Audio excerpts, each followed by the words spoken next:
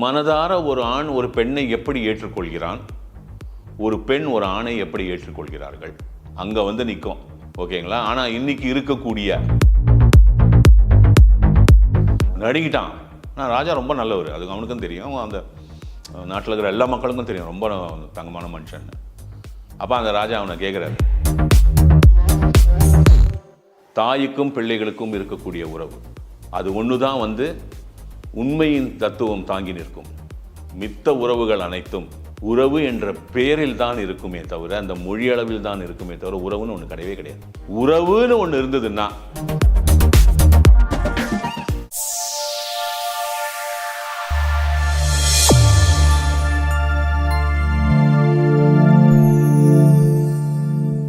Welcome to doctor Sri K Nandagopalan YouTube channel. நான் உங்கள் விஜயசாலினி.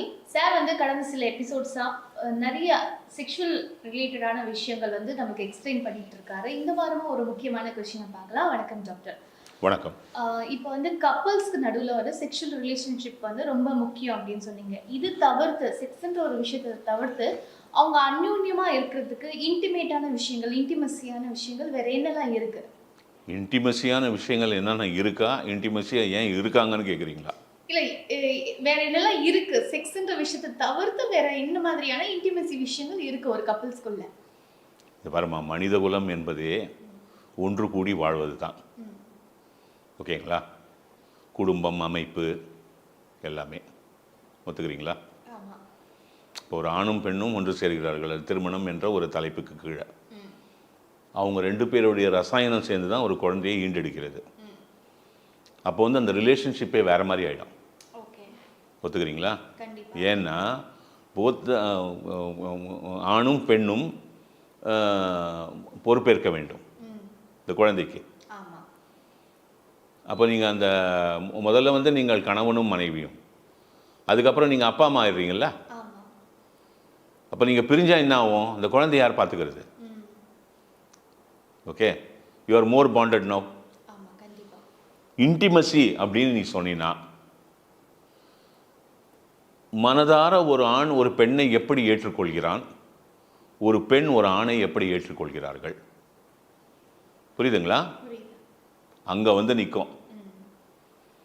ஓகேங்களா? ஆனால் இன்னைக்கு இருக்கக்கூடிய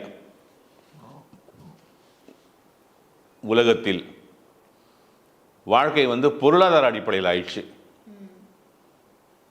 ஒத்துக்கிறீங்களா? சொல்லட்டுமா? You give me more expensive gift, I give you better sex. அங்கே வருதே. If you don't gift me for my birthday, I close my doors.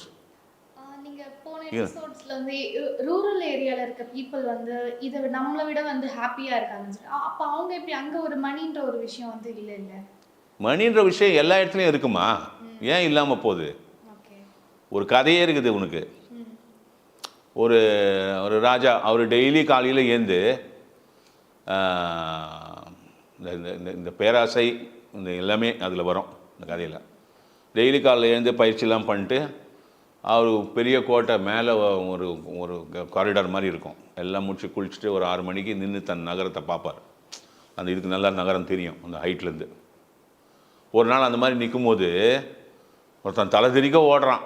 அப்படியே ஆளுங்கள்லாம் போகிறாங்க, வண்டியில் போகிறாங்க, மாட்டு வண்டி குதிரை வண்டிலாம் போகுது, நடந்து போகிறாங்க. ஆரம்பிக்குது லைஃப்.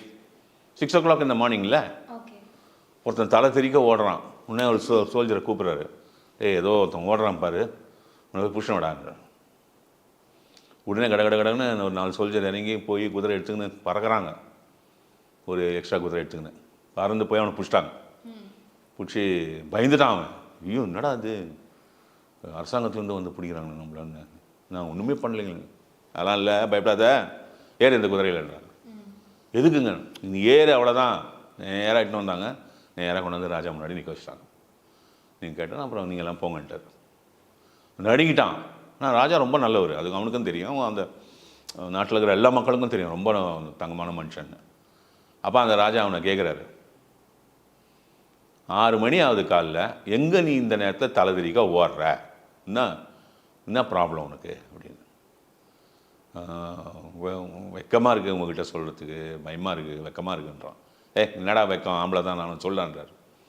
இல்லைங்க இன்றைக்கி என் ஒய்ஃபுக்கு பர்த்டே, நான் ஒரு கூலிக்காரன், என்கிட்ட பணம்லாம் இல்லை, நான் ஒரு 5 வெள்ளிக்காசு சேர்த்து உங்கள் கோட்டை வடக்கு வாசலுக்கு வெளியில் ஒரு பெரிய பாறை இருக்கும் பாருங்கள், அது கீழே ஒரு இடத்துல எனக்கு தான் தெரியும், அங்கே தோண்டி புதைச்சி வச்சுருக்கேன், அதில் போய் ஒரு 2 வெள்ளிக்காசு எடுத்துன்னு போய் அவளுக்கு, அவள் 8 மணிக்கு தான் ஏந்துப்பா, அதுக்குள்ளே ஏதாவது ஒரு கிஃப்ட் வாங்கி போய் நான் அவளுக்கு கொடுக்கணும், எப்படி அப்படின்னு வெக்கப்பட்டுன்னு சொல்கிறான்.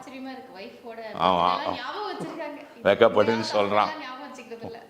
உடனே ராஜா பார்த்தாரு.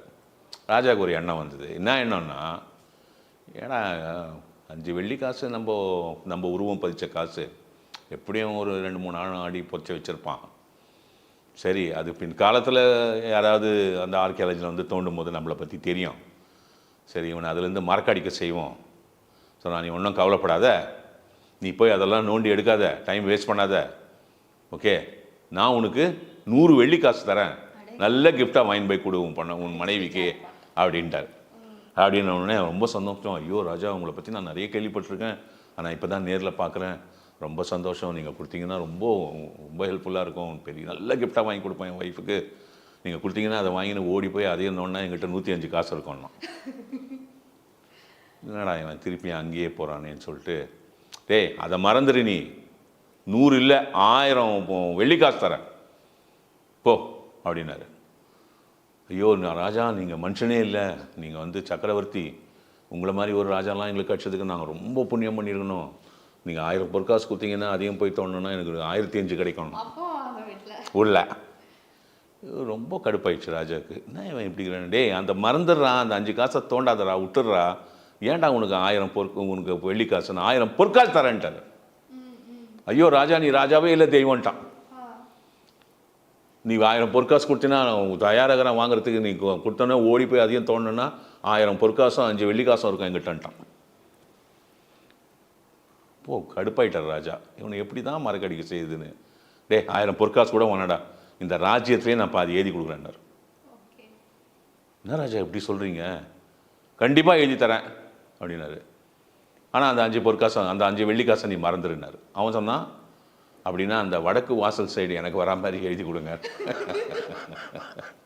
அந்த மாதிரி இந்த இந்த இன்டிமசின்னு நீங்கள் ஒரு கேள்வி கேட்குறீங்கல்ல, இதை வந்து விவரிக்கவே முடியாது, இது வந்து சான்ஸே கிடையாது.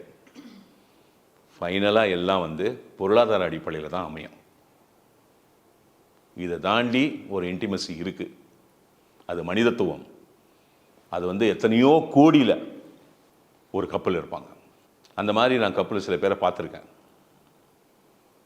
மற்றதெல்லாம் பொருளாதார அடிப்படையில் தான் அமையும். இந்த உறவுன்னு ஒன்று இருக்கு இல்லையா, ரிலேஷன்ஷிப்னு சொல்கிறீங்களே இங்கிலீஷில், நீ you are related to your mother, கரெக்டா? As a daughter you are related to your father, you are related to your brother. Tomorrow when you get married you are related to your husband.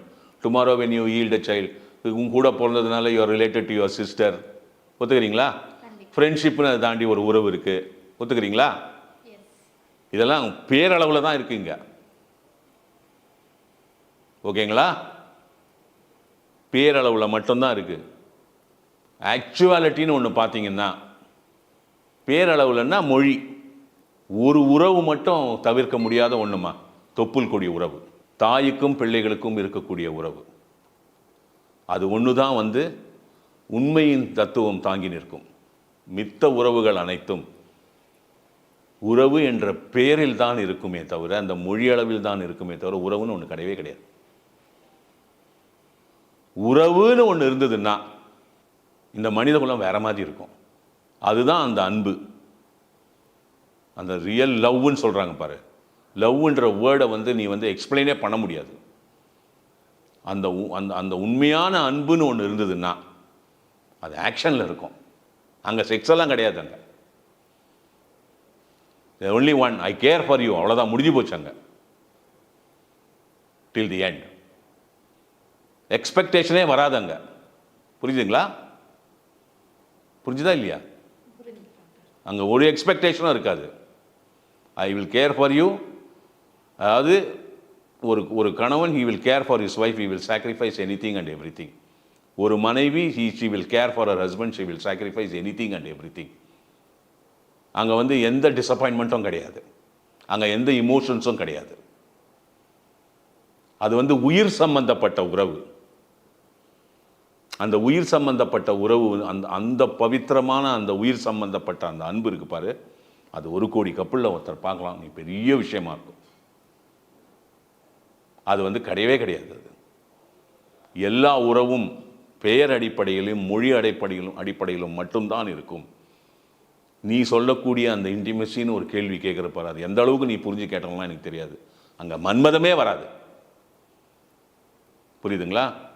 இப்போ ஒரு ஒரு ஒரு ஒரு wife இருக்காங்க, அவங்க கூட ஒரு 28 வயசில் கல்யாணம் ஆகி 35 வயசு வரைக்கும் அந்த கணவன் வாழறாரு. அவங்க வந்து இதாக இப்போ ப்ராப்ளம் ஆயிடுச்சு, அந்த மனைவிக்கு ஏதோ ஒரு ப்ராப்ளம் ஆயிடுச்சு. அவ கூட வந்து அந்த மன்மத உறவு வச்சுக்கவே முடியாது அவரால். அந்த மாதிரி ஒரு நிலை ஒருத்தனுக்கு ஏற்படுது. இந்த மாதிரி நீ சொல்கிற அந்த இன்டிமசி இருக்குதுன்னா, அவர் அந்த மன்மத உறவு இருக்கும் பொழுது என்ன மாதிரி அவர் வந்து அன்பு செலுத்தினாரோ, அந்த உறவு இருந்ததோ, அது கடைசி வரைக்கும் இருக்கும். அதுதான் உண்மையான இன்டிமசி. அதெல்லாம் நீ வந்து இந்த உலகத்தில், பூ உலகத்தில் பார்க்கவே முடியாது. இதெல்லாம் வந்து money based. You give me எல்லாமே கடைசியாக ஒரே ஒரு கான்செப்டில் தான் வந்து நிற்கும் அந்த உறவுன்றது. I give you this, you give me that. புரியுதா? Give and take policy. Give and டேக்கே இல்லை.